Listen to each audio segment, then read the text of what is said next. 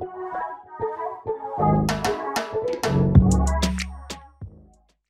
right, we'll get going here.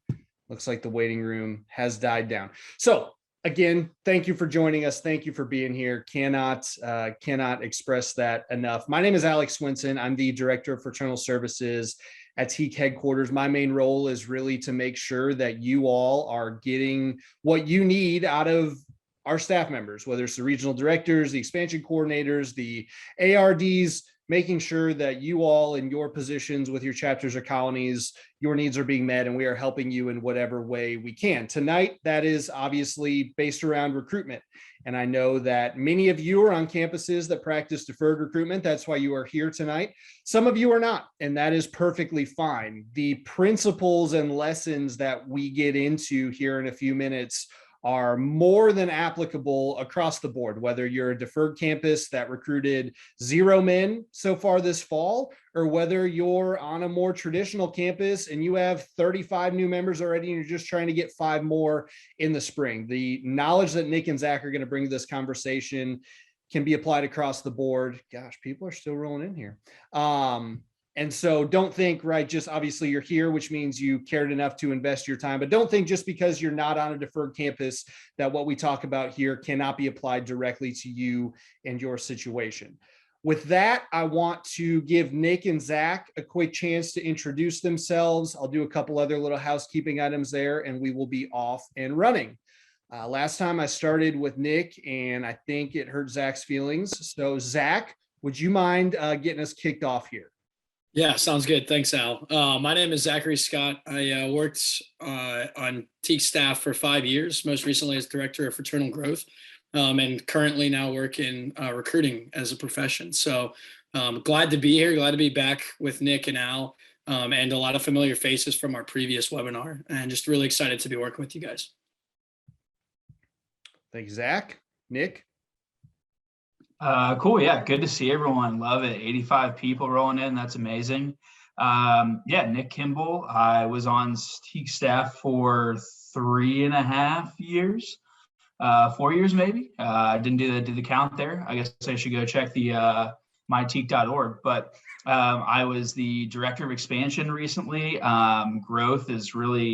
Growth recruitment, what I love, what Zach and I both care about. It is the one thing and the only thing that matters in the entire fraternal experience. It relates back to everything: brotherhood, philanthropy, social. It is the peak of the fraternity and what matters. So that's why Zach and I are still involved, still love helping growth and move growth forward, working with groups to have their best fraternal experience possible. Currently, I'm in healthcare consulting and sales. So recruitment's both still part of Zach and I's lives quite a bit. And just to add some color to the conversation, I joined as a freshman in the fall at Loyola Chicago, but I was the last freshman class that was allowed to come in the spring. So we switched to deferred recruitment after my freshman year. So for 3 years in college, we were a deferred campus and recruited that way, and it really helped our chapter.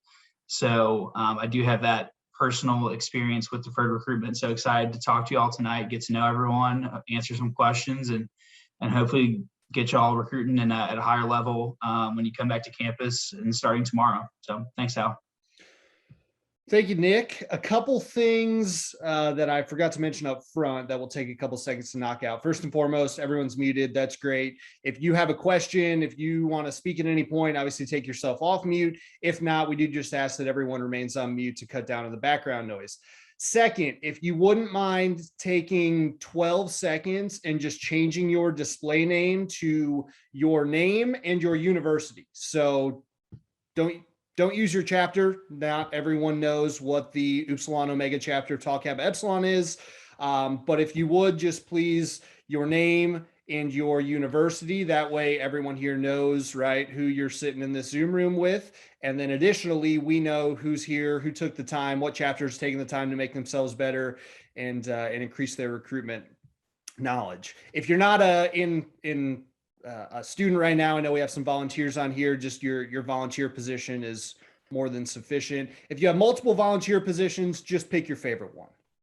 So I'll give everyone Again, 15 seconds to knock that out. Just change your display name to name and institution, and we will get going.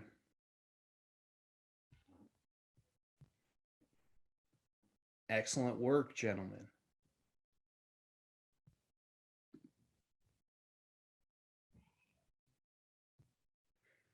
Okay.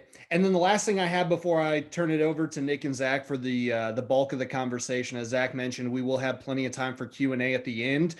We do want to hear from you and answer your questions. I know, especially for those groups who haven't had their formal rush period yet, there are probably a lot of questions. You've probably seen some things on campus so far that have you scratching your head or making you wonder, how are things going to work when we come back in the spring and we open rush up?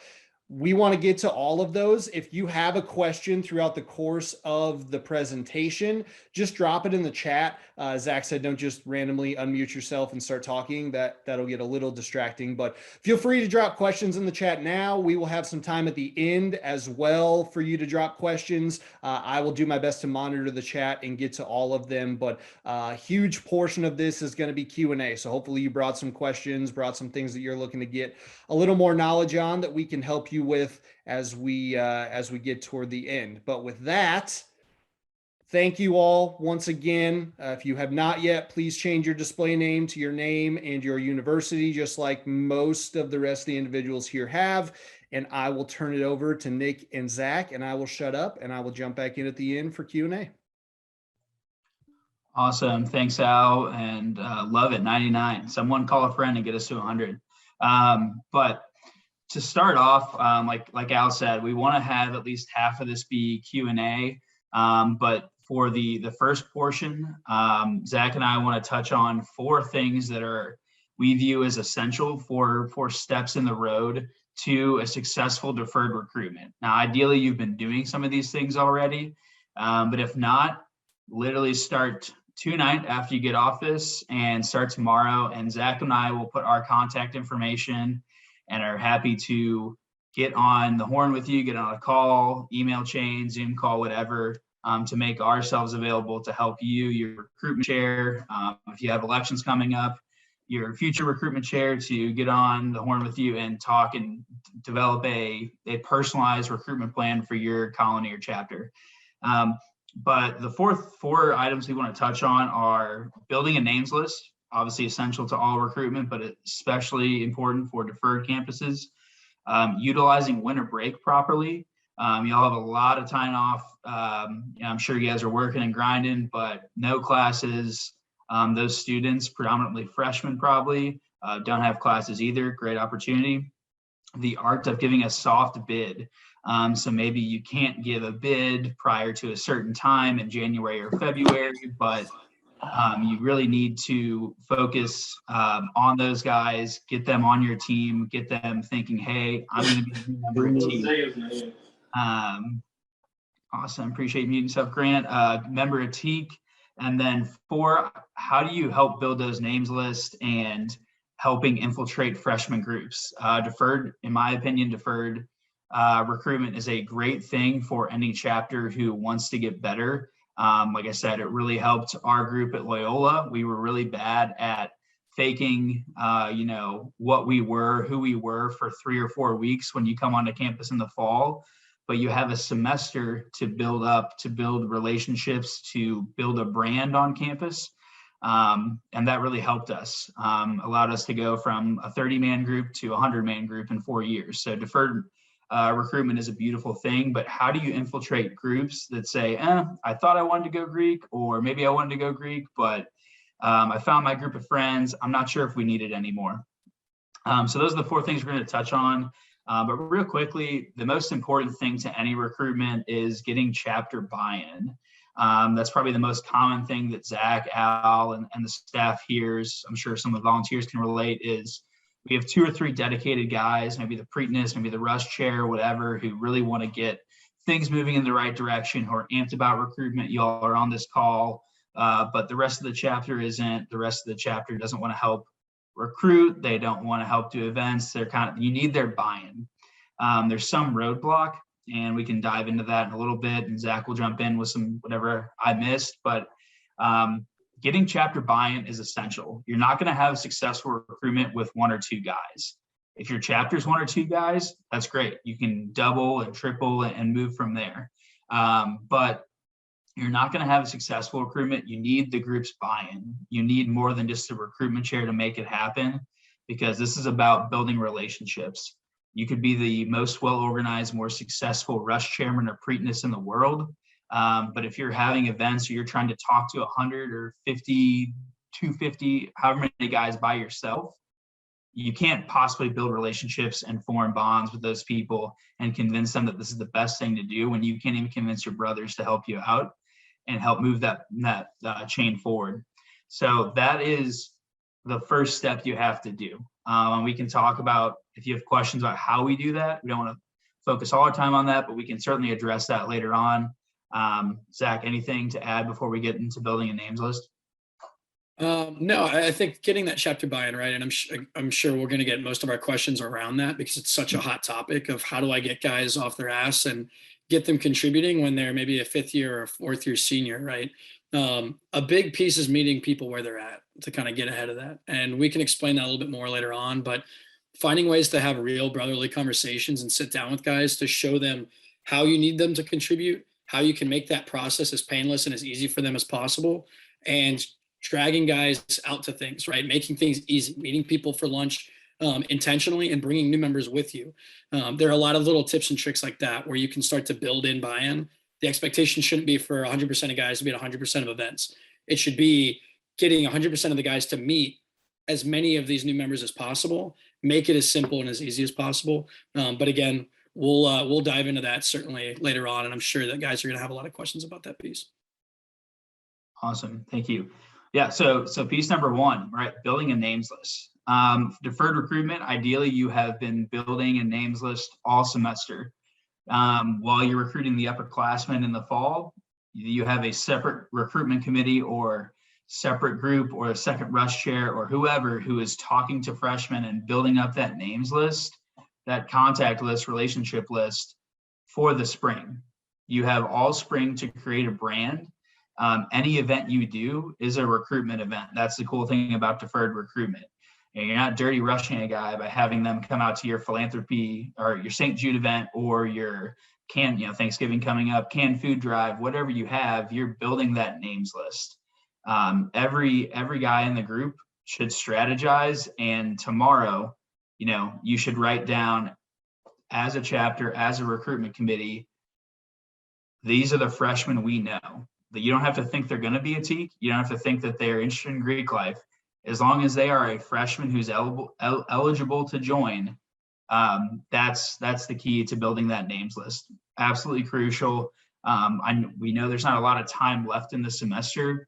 Thanksgiving breaks next week, come back, elections, final chapter of the semester, exams, right? People have other things going on. You're not going to recruit a lot of guys, but you can build a names list. There's people in the library. There's, everyone's on campus. No one really wants to study. Everyone's walking around. Like, it's a great place for conversations to happen generically. How was your break? What do you plan to do over winter break? Where are you going home to? Like, there's all kinds of conversations that can happen. And again, we can get into what those conversations might look like later on if we want to dive into that piece. But building a names list is crucial. Find the freshman groups. At this point, unless you're on a 40, 50,000 person campus, for any of our smaller or medium-sized campuses, you kind of see, hey, I see those freshman guys walking around together all the time. They have a little group, have a little posse. Contact them. Oh, those guys are always in the gym when I'm in the gym. Awesome. Those guys are always playing intramural basketball. Like, those are the people and places you want to connect, because it's not, you see a 5-man group, that you're talking to one guy and you're getting 5 people. Who's the ringleader of that group? Who can bring all those five guys on board? That's bulking. That's working smarter, not harder. That's crucial to building a names list. You're going to get about 10% of your names list of guys who join. So if you want 20 guys to join in the spring for deferred, you need to be talking to at least 200 people. They need to hear Teek's story. You need to have that relationship built. You need to have that relationship. People join from relationships. No one cares about your recruitment event. t-shirt, whatever thing you think they care about, they don't. It's strictly on, is this worth my time? What is the value prop? How can I join? Why would I join TKE when I've not been in a fraternity all semester? And what can I get out of it? How is this going to enhance my college experience? So those are the people you want to be talking to. Those are the type of conversations you want to be having. But freshman friend groups, we'll talk about that more later on. But what clubs? If you guys have joined clubs or thinking about joining other clubs, there's Facebook pages, Instagram groups, whatever on campus. Groups are having their end of the semester meeting. Go talk to those people. Start sliding into DMs. You really need to talk to guys, find people where they're at, video games, Snapchat, whatever. Just getting as many guys on that names list as possible to hear the story. If you have 10 guys on your name list and 5 of them join, that's great. Imagine what that percentage would be if you told 50 guys and talked to 50 guys and had that conversation and people heard that TKE experience with 50 guys. So that's crucial. Who are the people from your high school that went to college, your hometown? Most high schools or at some place you can find, hey, these people are going to this college. You probably know what guys came from your high school, your hometown. Guess what? You're going home for winter break. What friends do they know? What friend groups they can have? Deferred recruitment, most of these people who are joining have some sort of built-in group they have, whether it be classmates, people they do a lot of projects with, same majors. How can you attack those, get those guys in bulk, and really start having conversations with them? So building the names list is key. Again, you're not going to get guys to necessarily, join right now, but how can you build up that names list to best position yourself for the winter, for some soft bids, for the spring, so you're not showing up to campus the third week of January and saying, cool, time to start recruitment. Because guess what? The other fraternities, the successful fraternities, the successful TKE chapters started months ago. Absolutely behind the ball, 8 ball, really need to get going on that. It's about getting as many people who are eligible to on that names list. That's crucial. Zach, anything to add or want to talk about utilizing winter break? No, I think that's a really good segue into properly preparing for winter break, right? In a perfect world, we would be having this conversation probably 2 months ago on how to properly hold or how to properly execute your fall semester, right? How do you get integrated into these friend groups we'll mention earlier? How are you taking advantage of other student organizations on your campus? But there is still plenty of time for you guys to get up off your ass and get after things, especially for anybody who had a lackluster recruitment this past fall, right? Your big one may be in the springtime, but you should always be looking for ways to close some deals and get guys into the pipeline now, right? Get the guys that you can who are sophomores, transfer students, any of those pieces into the group. But finding ways to set yourself up for success, utilizing the time period from post-Thanksgiving to mid-January or February, depending on when you go back to school. That's the critical piece, right? We always talk about the idea that the more prepared you are for things, the better you'll be able to execute. The groups who determine their recruitment chairmans well before Thanksgiving are the ones that tend to have a lot more time and success when it comes to things if they know how to execute. A really big piece on that is the preparedness and understanding that in order to be successful, you need to be talking to as many people as possible, making sure that that names list that Nick has been talking about for the last few minutes is as lengthy as possible. You need to be talking to not 10, 20, 50, even 100 people. You need to be talking to multiple hundreds of people, and depending on your campus, maybe even 1,000 people. It depends on what you have to work with, but there's no real excuse not to be talking to at least 200 students about what we have to offer on your campus, right? We should be wanting to talk to as many people as possible, and the only way to start those conversations is not right before break. It's not right when you return from break. It's kind of filling in all in each of those categories, right? Talking to them now, talking to them over Thanksgiving. They give you so many opportunities to follow up on real human things like Thanksgiving meals and family time, being able to go back after spending an entire semester away, being able to maybe get a break from your classes as you get ready for for final exams. Then you look at the winter break whether it be Hanukkah or Kwanzaa or Christmas or New Year's or whatever it could possibly be. There are so many opportunities for holiday conversations and how people celebrate their time home or their time away from academia. What are we doing to engage on those pieces, right? Nick had mentioned this earlier, and I always talk about it of using the video games, using Snapchat, using the things that are pretty much an everyday facet for our lives, looping other people into that, right? Not every conversation has to be had over a DM, and every conversation has to be had over a text or over a phone call. You can find ways to integrate brand new people into the things that you do all the time with your brothers or with your friends from back home. Find ways to build that connection with people. You have the next 3 months to be building a friendship with this person rather than doing what a lot of fraternity chapters do, which is wait until I get back to school. And when recruitment period starts at the middle of January, that's when I'm going to start talking to people. That is a recipe for disaster, a recipe for failure. In order to be successful, we need to be engaging these people and getting to a level of comfortability that we share with a number of our fraternity brothers. You're presented with this amazing opportunity to, again, engage on how their Thanksgiving holiday went. Did they go back home? Did they stay on campus? When it comes to final exams, how did you do? What's your GPA looking like after your first semester of college, right? Especially when we're honing in on those freshman students. If we're looking at upperclassmen, those sophomores and juniors, and maybe even some seniors, how are we having those conversations with them about what class are you getting ready to take? What internships and pieces have you started to prepare for the next summer, right? It's a whole different high-level conversation. You have so much time to work with, though. Dive in on the personal, dive in on the professional, right? If someone's planning to get a job, encourage them maybe you started talking to them a couple of weeks ago and you're looking for ways to continue to elevate that conversation to talking about fraternity. We all know that one barrier to entry, right, is a financial barrier, nudging guys to get jobs, right? You don't have to necessarily have the TEAC conversation with them, but ask them what they're doing to better their resume, to better themselves, make themselves stand out more professionally. These are the types of things that we mean when we say utilizing your winter break. There's so many things that just kind of go under the radar that very high executing chapters, they just know to go with it, right? It's a part of their rhythm. It's a part of what they're doing in their DNA because they've been doing it for so long. They've been exposed to, right, from being a new member to watching their older active members and big brothers go through recruitment.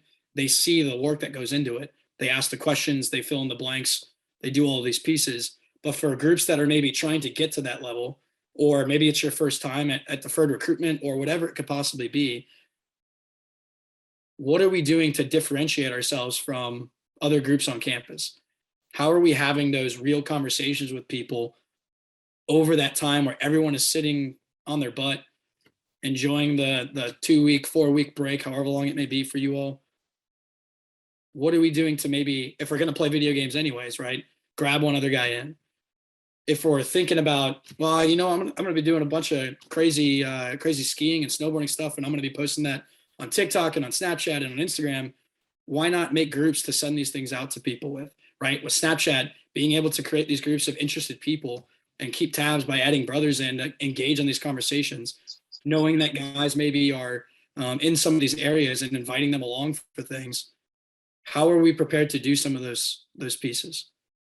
How are we prepared to take note of where people are from and invite guys out to lunch, invite guys out to coffee or dinner when we're at home and maybe looking for an excuse to get away from the family after being around them for a week? And you start to realize, I can't wait to get back to campus. I don't know what I'm going to do with myself. My parents are driving me insane.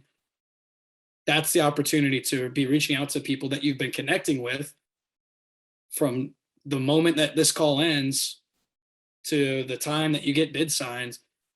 Be reaching out to people and looking for ways to build that stronger connection. Nick, are there pieces there that I left out? I'm sure there are. No, I think that's crucial. It's just about utilizing your time.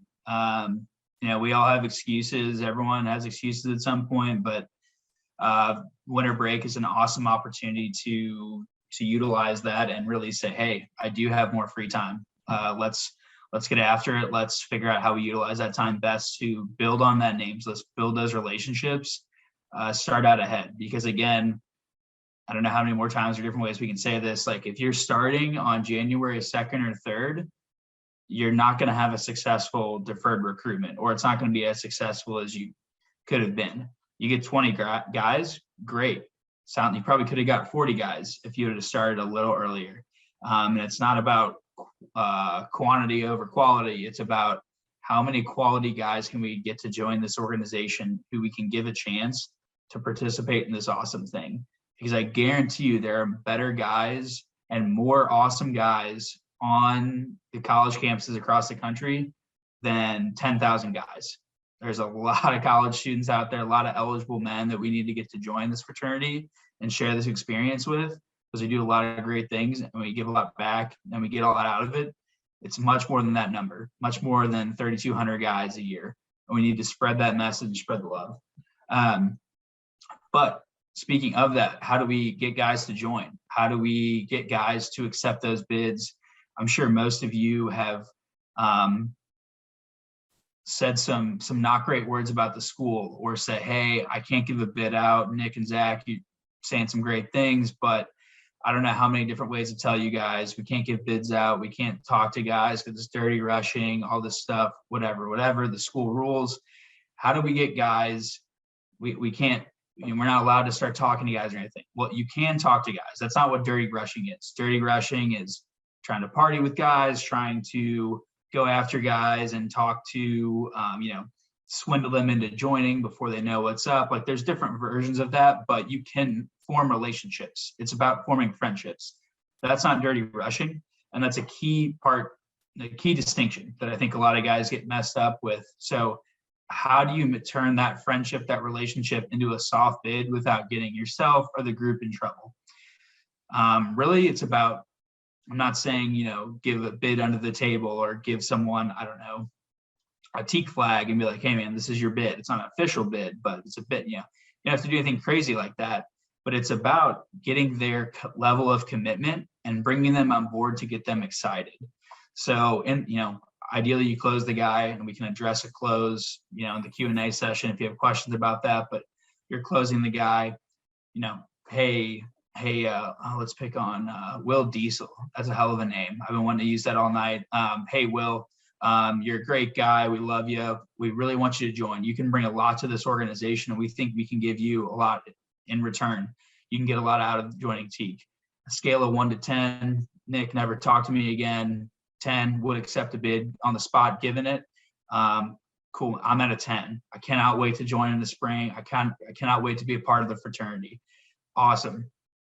That's great news. The fraternity thinks so too. The guys think so too. On the recruitment chair, the recruitment committee, we all think you're the type of guy we need. I know it's just exam week, but we've been talking to you all semester or all month, or it's midway through winter break. We've been talking to you for a while. You've been playing video games with us, hanging out, whatever, back home, doing whatever. We want you to join. We can't officially give you a bid. And I want you to understand that, nothing official can happen, but when the time comes, we want you to be a part of the brotherhood. But we also want to see, we need to grow the brotherhood. So there's no better way to join an organization than to jump in and get your feet wet. You're the most excited guy, Will. We love it. You clearly want to grow the fraternity. You clearly have leadership ambitions. You want to jump in. You want to start hanging out with us, going to brotherhood events. Well, part of the most important thing we do in the fraternity is get more guys to join, spread this experience.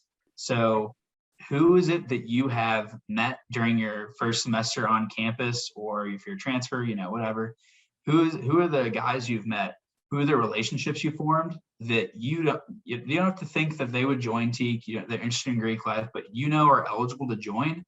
And you think that guy would be a pretty cool pledge brother to have, or you think they would be interested in meeting us and hearing about the experience, or you think they like philanthropy, they like intramurals, they like academic excellence, they like going to parties and having fun and being social. Any of the things that we do in the fraternity, can you help add those guys to our name list? Or would it be okay if you reach out to that guy in your class?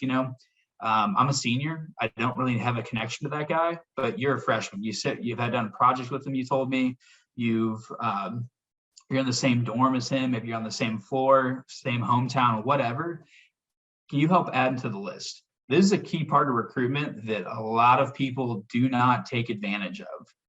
If you think the guy, Will, thank you for being an example. I appreciate it. Welcome to go off video. Great example and hell of a name.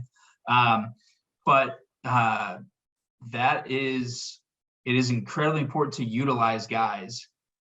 Any guy you think is quality enough to give a bid, he's quality enough to help you recruit. And he knows 5 guys guaranteed that the fraternity doesn't know. So take advantage of him. Have him add to your names list. He's the most excited guy. You just gave him a bid or just said, hey, we really want you to join. It's not an official bid, but we really want you to be a part of this fraternity.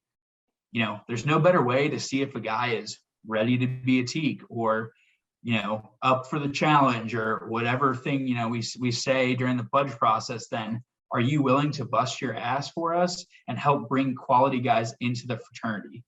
That's the most important role. And a lot of times, as soon as we initiate, we forget that as a fraternity. Well, we need to have guys and everyone be engaged from the get-go. So who can you help bring in? Who can you help also give a soft bid to? Who can you help make sure this is a commitment? How excited are you to join? Will some of those guys fall off? Maybe.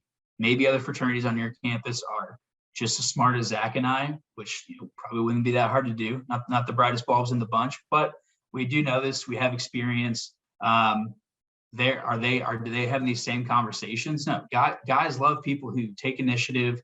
Hey, you came first. You talked to me first. A lot of times it's about having the conversation, building the relationship, and getting them as excited as you are so they can go out and help be a part of the brand. Doesn't mean they're wearing letters, doesn't mean they have an official bid, but how can you get them on our team helping the cause? Because that's only going to make them more committed to wanting to help and further the fraternity when they can do it on January 25th or February 1st, whenever they can officially join, receive a bid. It's about getting them engaged. That's the art of the soft bid, why it's so important.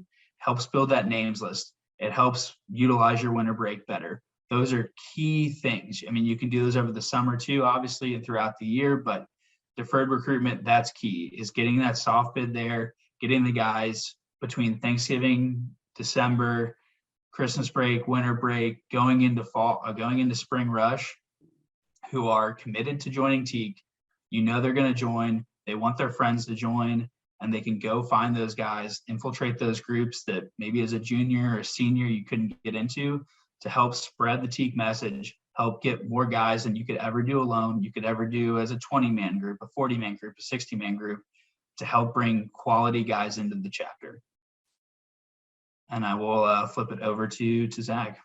I want to jump in real quick before we get back to Zach. I think on the soft bid piece, there's a couple other things that does. One, it lets you know if you're doing that now, if you're having those conversations now, it lets you know what work there is to be done over break, right? If you have that conversation, the guy says, actually, I'm only a 6 out of 10. You can ask him why and say, what's stopping you? What's preventing you? And then and the other guys in your chapter know, okay, this is somebody I want to hit up a few times throughout break. This is someone I want to make feel special. How much would it mean to this freshman if you, a leader on your campus, a leader in your fraternity, text them the day after Christmas and say, hey man, how's your Christmas? What was your favorite gift you got, right? Tell me a little bit about it. Or any good stories from the dinner table. Did your uncle get drunk on box wine and start spouting QAnon theories? Like, tell me about it. I want to hear about it. It could be fun. Could be a little jumping off point for a conversation, but that soft bid gives you the opportunity to address those concerns. Furthermore, you can say, all right, man, I'd love for you to go talk to your parents about this over break. Think about or get their thoughts on it, right? Clear it with them. And then they can go back and say, hey mom, I think there's a fraternity that really wants me to be a part of it. I can't join in the fall, but I think they want me to join in the spring. Would that be okay with you, right? There is a financial component. Do we need to start getting that lined up over break? But all of those conversations taking place now, they can save you a ton of time and a bunch of potential hurdles when you get into the spring semester and formal rush actually begins. Over to you, Zach. Yeah, absolutely. I think one last piece on the soft bids is it helps to create a safety net for these guys, right? It gives them the flexibility to then go to other places and search what is that right fit. You should feel so confident in what you're selling and who you all are that it doesn't matter one how many camp or fraternities are on your campus and how much competition there is. That you firmly believe that you have the best fraternity, the best organization, the best family to sell to these guys, that no matter what they see out there, they know that this is where they need to be at. And if you don't confidently believe that, we need to be looking at what we're selling, who we are as a group. And that's a whole other conversation that we can all talk about later in the Q&A, or that Nick and I can get onto a separate call with you all on. But you should never doubt that the individuals you are building relationships with will walk away. There certainly are outstanding circumstances that come up, family things, life happens, right? But when it comes to giving that best sale and putting that best foot forward, we have got to feel confident in the things that we're saying. That soft bid allows you to do that and allows you to continue to focus energy elsewhere as well, but keep tabs on that guy. The other thing it does is it allows you to begin infiltrating into those friend groups. We talked about that as the last kind of pillar of deferred recruitment, and it can't be overstated the severity that comes with finding these friend groups, right? We've all been there before where maybe we're pulling off one here, a couple there, one other here, but we all have seen the success that comes with finding that group of 4, that group of 5, that group of 8 guys that have known each other for years at high school, or who connect on the dorm floor, right? That first semester of college, they find something that they all share. Maybe it's being from the same hometown. Maybe it's a class, again, the dorms, high school, anything along those lines. It's so important to tap into that. And if you haven't found those cliques, those groups, whatever you want to call them, those families, if you haven't spent the last 3 months of your fall semester doing it, start taking notes on that piece as well. Add that to your names list. You can come up with whatever kind of moniker for those guys that you want. Maybe it's the dorm hall, maybe it's the dorm floor, whatever it could possibly be, with the hometown, the high school. You guys can get crazy with it, but you need to be writing those names down, and those should be at the top of your list, because with those friend groups comes a lot of other things. It comes a lot of spin for the brand and the marketing of your fraternity within those classes, right? Those freshman classes, sophomore classes, whatever it may be. It also comes with obviously the big boon and the big push that other people see, other fraternities see. And for the other fraternities, they start to really sweat a bit and start wondering, what are we doing to compete? Starts to get a little bit of competition of trying to poach them back from you. But it also gives you something to say, hey, how can we turn this friend group into a real family, a real pledge class, a real fraternity? Who are the guys that you all know outside of your group that you've always wanted to be a part of it? Or if you have 1, 2, 3 guys who are kind of out there, how can you turn them into their own friend group and ask them that same question of, who have you always wanted to surround yourself with? How can we help you to do that? It's on us, right, to use the leadership that we have, the tenure that comes with being on campus for a little bit longer than 1 semester, to really leverage building those relationships and getting out of our comfort zone to make it easier for them. If you were at the last webinar, we talked about how do you lower the barrier to entry for potential new members. You got to put a little bit more on your plate, make things a little bit more difficult for you in order to get a few more members in the door. You should make it as easy for them as possible and make it a task, make it a war for you guys, because that's what recruitment should be. It never comes easy. It can become easier, but it's never easy. Another fun tactic, right, is as you're getting guys into the pledge class, as you will, right? You're soft bidding people. You're telling them, I can't physically give you the bid until we get back to campus, until recruitment starts, but know that you have a spot here. Please go check out other places, do all these different things, right? But most importantly, continue to build relationships. Get these guys working for you. Kind of alluded to it in the last couple of minutes that I've been talking. But get these guys to work for you. That'll make your life a lot easier. Allows you to, again, focus on the other relationships out there. Look at your names list of people that you want to meet. Look at the names list of people you've already been talking to, and focus your energy on that. But get these guys working, right? tag them with maybe another brother, or tag them with another guy that you've given a soft bid, and get them mobilized, get them some experience under their belt. Tell them, I want you to go find one other dude that you, me, your roommate, we can all kind of form a group of 4 to play Call of Duty together over winter break, right? I'm counting on you to do that. I've got plenty of friends, but they all suck at it, right? You can kind of gas them up a bit, as Nick Kimble would say, and kind of run with it. Or if there are things that you want to do back home, whether it's taking advantage of winter weather or wanting to go on a beach trip, if you're down in the Sunshine State like me, and you've got 4 spots in your car, you know that there are a few guys that live back in your hometown. That's what you're looking to do, right? That's how you want to spend your time, is building relationships. Get these guys doing it for you. Make your life a little bit easier so you can focus on other pieces in that regard, right? And don't let them just kind of run off and don't keep tabs on them. The same way that an effective recruitment chairman keeps tabs on all of the guys who are executing on his behalf, right? That organization that comes with things. How can you be turning these potential new members, these guys that you've given soft bids to, or these guys who are in these friend groups, turn them into these little workhorses for you, right? If you've seen the Fired Up training, which we'll get into in a bit in the Q&A, the term workhorses is thrown around a lot for members of the chapter. Groups that are extremely successful find a way to turn the PNMs into their workhorses. That's where you reach that next level of recruitment. Is you empower these guys, you give them the tools they need to be successful, as somebody who's been in college for 4 or 5 months, maybe even less. But you've got to find ways to infiltrate these friend groups in order to become more successful. Instead of just poaching one here, one there, that stuff is certainly extremely helpful, and it allows you to attain the goals that you set for yourself. But you'll make your life tremendously easier, although in the moment a little bit more difficult, when you attack these friend groups of 3+ people. And people do take notice of that. Those people, there's a reason why they're a group of friends, right? They're outgoing. They talk to other people on campus. That's why they found themselves in that situation. They have other friends out there, whether they're joining a sorority or maybe already have, whether they're a part of other student organizations and clubs that they joined in their time as a deferred freshman. Those are the people that you should want to be in your chapter. And if you're seeing them go to other houses and other fraternity chapters, you should be asking yourself, what is it that they're selling that makes it so desirable to be a part of them?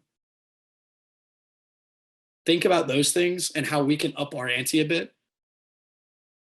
And I'm sure that'll be a piece that you guys want to hone in on, of how can we kind of reinvent that narrative. But we've got to diagnose where our faults are in order to overcome them, infiltrate these groups, and really push to achieve these recruitment goals that we set for ourselves. I know I really went into it there. But Nick, if there's any pieces that you want to make sure that these guys hear, please go.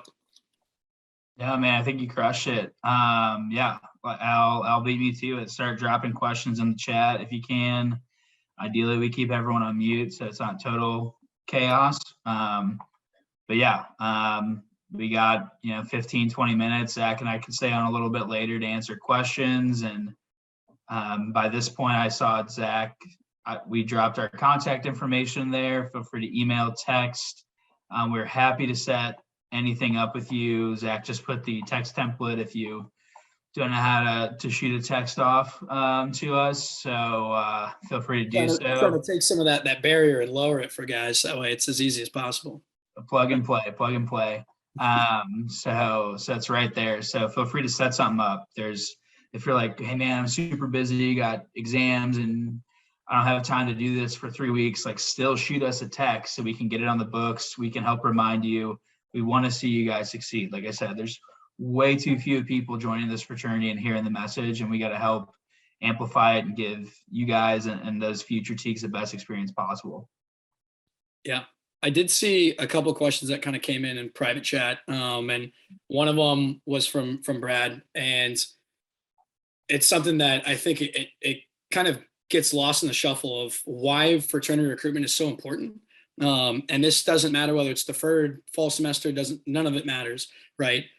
The reason why recruitment is so important, you hear it when I'm reading in the TKE Guide or your Hegemon talking to you about the lifeblood and all these different buzzwords that we kind of use to hype people up and to kind of get them in that mindset and get them kind of amped up as they go into it. But thinking about the future of your chapter, and again, Al and Nick, feel free to take it in whatever direction you want. But when I'm thinking about why fraternity recruitment is such a big piece of the fraternity, why it's more important than anything else, you can't do the philanthropy fundraisers for St. Jude or the Alzheimer's Association if you don't have members. You can't be pushing yourself and other guys to attain a higher GPA and to hold other guys accountable to become a better student than they would have been on their own without the fraternity. There isn't an opportunity to engage with other like-minded students nearly to the same extent without that network of many, many men.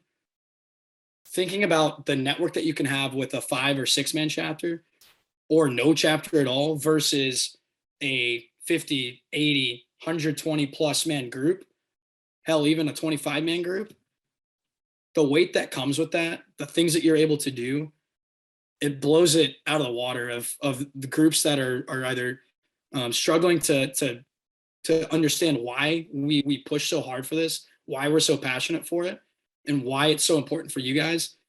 It's to give you guys a better college experience. That's the whole reason the fraternity was invented.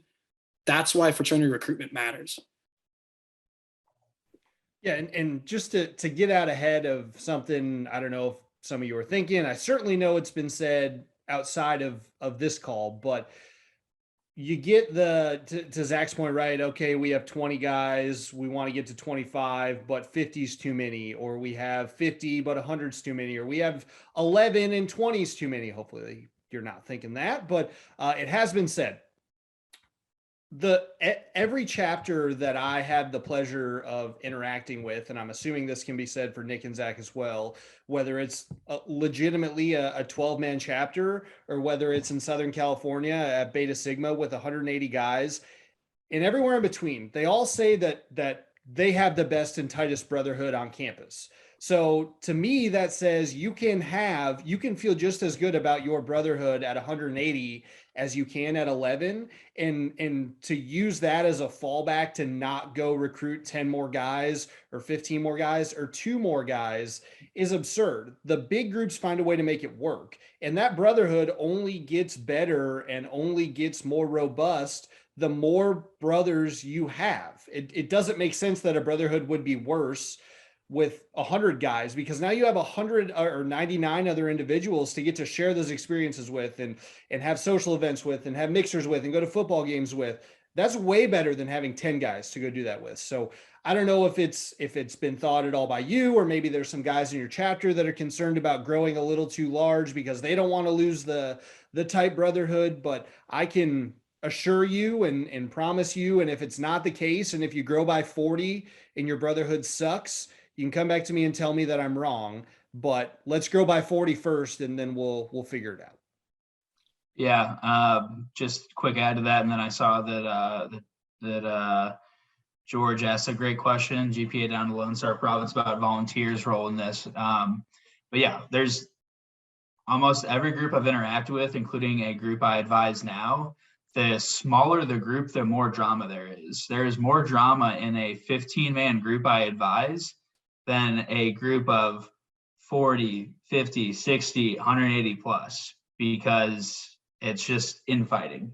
I'm sure some of y'all can relate to that. So recruitment truly does solve all problems and makes all things better. Happy to explain that further one-on-one on a call or anything. But I will take a swing at George's question. Where do you see the alumni volunteers support in this process? It's absolutely crucial. It's a great question. Zach Swenson, the other guys at HQ, GPAs across the country, everyone can offer their support day in and day out. HQ certainly cannot be everywhere at the same time. We can get on a call, we can help coach, but there's a lot of T groups, not as many as we would like, right? We always want more T groups, more guys in the fraternity, but you can't be everywhere at once. So the volunteers on this call, I see Mike Vogel, Brandon, Brad, George, sorry if I missed any others, but I'll just on the screen right there, absolutely crucial in support, because that's the day in and day out.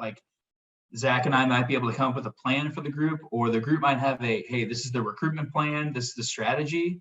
But that week to week check-in, you can call into a chapter meeting, you can jump on a Zoom call, but as I'm sure a lot of people on this call know, like the real boots on the ground, that's, hey, you all said you were going to add 50 guys to this names list this week. It's Sunday or Monday, we're having chapter. Where are you guys at on this whole? It's the accountability piece, which I think is the most crucial to holding the chapter or colony's feet to the fire. You need some incentive. Everyone needs accountability, myself included, right? Everyone needs accountability. So how can we get these groups to say, hey, you all told me you wanted to do this, and that's a great way, when Zach and I coach groups, are you okay with us holding you accountable? I like to ask that in the beginning. So when it comes back in 2-3 weeks and it's like, Nick, man, get off our back, like absolutely brutal, dude, super annoying. It's like, hey man, I just want you guys to succeed. Like you told me you wanted to succeed. When things get tough, when you get some rejection, when things don't go your way, when you have an off week and you only add 40 guys to the names list, or you only talk to 10 guys and you want to do 50, like this is me holding you accountable. This is me putting the fire under your ass a little bit, holding your feet to the fire, getting things going. And that's an absolute crucial role for our boots on the ground, the alumni and volunteers of the chapters that they're most comfortable with. It's not being the bad guy. It's, hey, I'm the accountable guy. That's true brotherhood. Hey, I want to see you guys succeed just like you wanted to see yourself succeed, but everyone needs a little help. This is me pushing you. This is me holding you accountable. This is me reminding you of the goals that you set. So it's a great question. I don't know if Al or Zach have anything to add to that. Yeah, I mean, I think that the big piece for alumni is, we were talking about this earlier in our prep, right? Of when we're not able to be there, the people who hold the groups most accountable are the ones who are able to see the day-to-day, to see the camaraderie that comes from groups, whether it be a GPA who spends certainly a lot more time than we can as staff people, or specifically those chapter advisors who are there maybe every couple of weeks to really keep an eye on things and make sure meetings are running smoothly. They're the ones who are able to buy into some of that chapter culture a little bit better. They're into the regional culture. They're into the university cultures a bit. George being in Texas, right? They're very specific cultures at each of the different schools, Texas A&M versus Texas and all these different things. And it's important to have that understanding, because you're able to approach those conversations a lot differently, of where we may come off as the kind of straight-nosed, hard-nosed, however you want to define it, recruitment guy who's really zoning in. I think that's an area that it comes with those different approaches of taking the meaning behind what we're saying and translating into something that your guys can understand a bit differently, and being able to not always be the guy who's busting their asses, but being the one who can say, what's going wrong? How can we change it? How can I help to hold you guys accountable in a different way? We've got the recruitment chairman, we've got the Preakness, we've got all these guys doing things, but what can I do to hold you guys to things? And then, right, trickling it down to the rest of the membership. So I think that's where that leadership comes from. And that's what's so important. We lose it when, especially groups that don't have advisors or very engaged advisors, it sticks out like a sore thumb. And it leads to a lot of other issues too. But recruitment is the one where we can really make that impact, because you bring in a whole other wave of guys. You bring in a whole fresh slate for culture. And I hope that kind of helps to answer what you're talking about, George. Great question for sure. I know that we've gotten a couple other questions, and I know that Brandon and Rick had sent in one that I really love, because it focuses on the fired up training. We certainly plug it every chance that Nick and I get, and I'm sure Al does as well, to plug the greatness that is fired up, and the training that has been worked on between our organization and theirs for the last couple of years.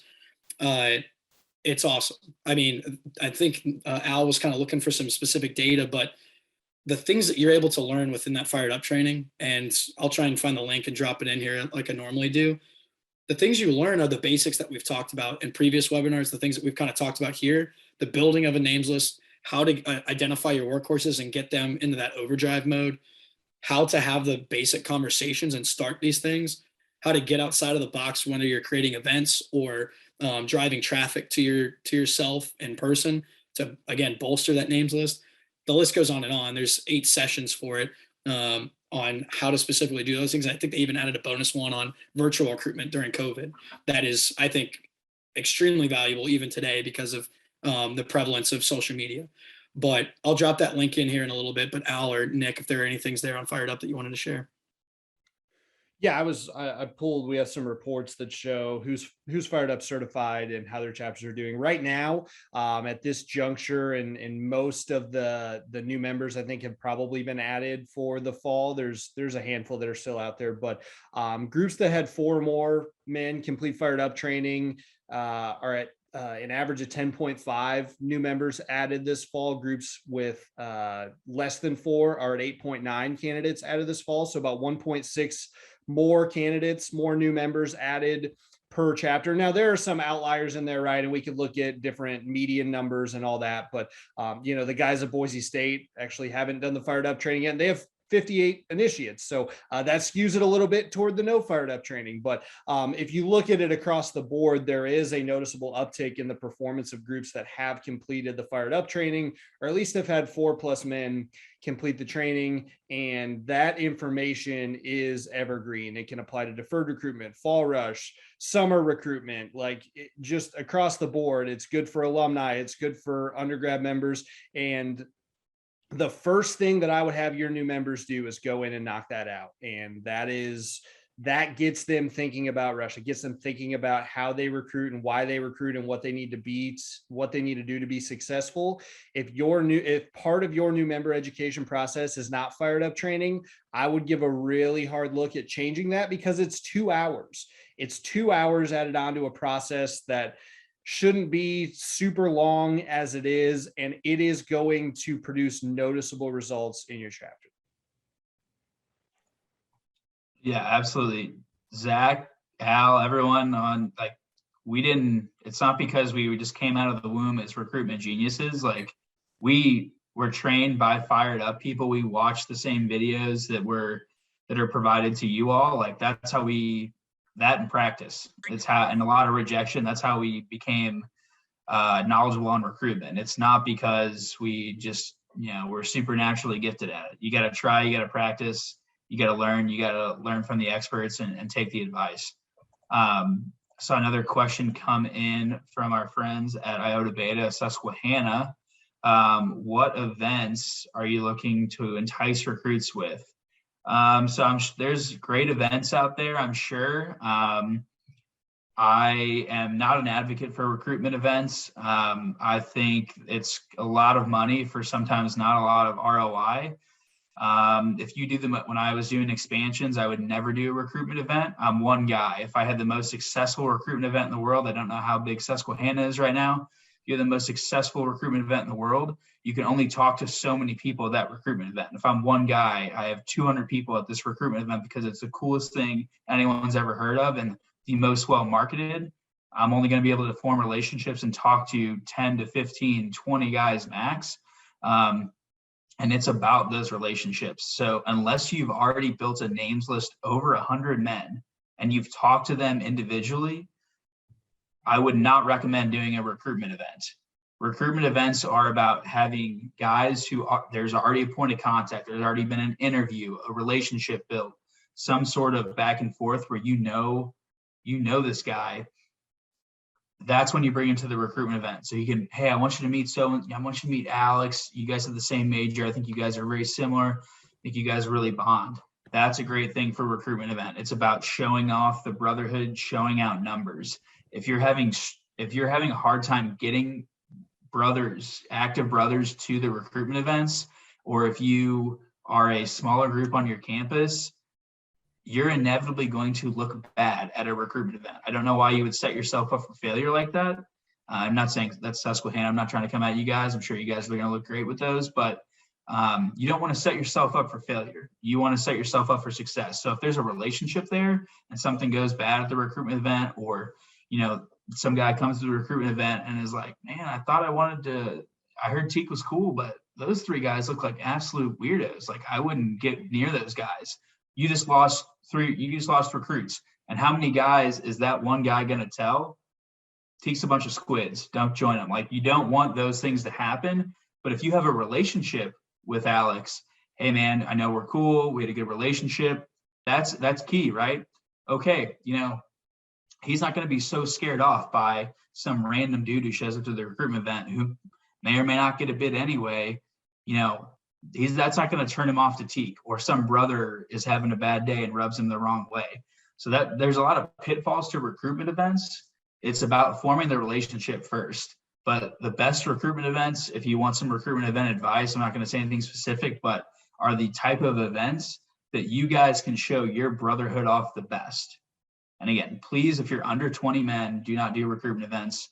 If you haven't talked to these guys first and had a one-on-one conversation, don't do recruitment events. But if you're going to do a recruitment event, you've done all those things first. You've built the relationships. You want to show off have them meet other brothers, the guys. Do something that's unique to your chapter that every group's doing a barbecue, or it's winter, so every group's doing some other event. Show off something. If you guys are really passionate about St. Jude, do a philanthropy event, not the main one, but a big one, something around St. Jude, or something that showcases what you care about as a chapter, so they can get a good feel for the chapter. People can sniff out fakes and frauds very easily. If you do something that's really not you, it's like, oh, we're not really an athletic chapter, but we're going to do a volleyball game, like, play dodgeball or something, or basketball. People are going to see that. And you want the event to be unique to your chapter, and you want to be able to have conversations. Dodgeball, bad example too, because it's really hard to have a genuine conversation when you're playing dodgeball with someone, or basketball, or paintball, any number of events that are similar. So sorry about the rant on events, but I think that's some good advice. And I'm sure there's events that you guys can promote at Susquehanna that are very unique to your group. I don't know if Zach or Al have anything to add. I'm sure they do. Yeah, I mean, we've talked about it a ton at headquarters, of the idea of you wouldn't want to shoot somebody that you're expecting to join your fraternity with a paintball. I don't know about y'all, but I'm pretty slick with a dodgeball. Wouldn't want to be drilling somebody in the face that I want to then offer a bid within the next 24 hours. As fun as that could be, the whole idea, right? When I look at events, I think of things like grabbing coffee one-on-one. I look at things that are grabbing lunch with P&Ms with me, a couple other brothers, and maybe 3 or 4 interested guys to build a network, build a friendship. And I look at things specifically, if you want to take something and run with it, playing pickup games, right? If you're in a wintry place, there's probably an indoor gym and arena area to play basketball or other pickup sports. Show up intentionally with not enough guys. That forces you to have to talk to other people. That is a good event that you can run with at any point in time. Those are the types of things you need to get into when it comes to thinking outside of the box. It isn't this, let me spend $1,000 on a bunch of burritos from Moe's or Chipotle and try and invite 20 dudes out to something.